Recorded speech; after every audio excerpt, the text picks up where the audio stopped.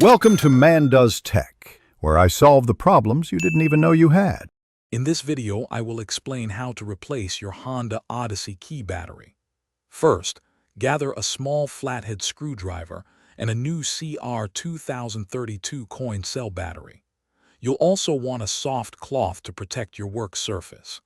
Having these items ready makes the process smooth and quick, ensuring you can get your key fob working again in no time. Now, let's open the key fob.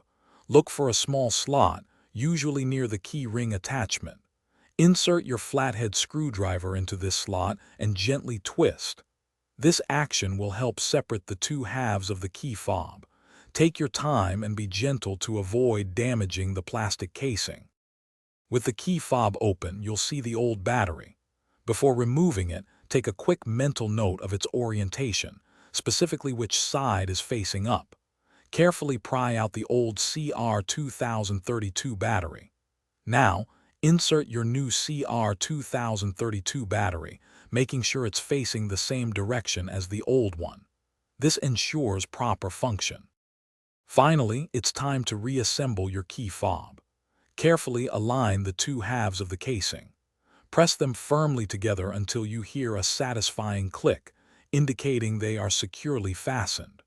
Once reassembled, immediately test all the functions of your key fob, like locking and unlocking, to ensure everything is working perfectly.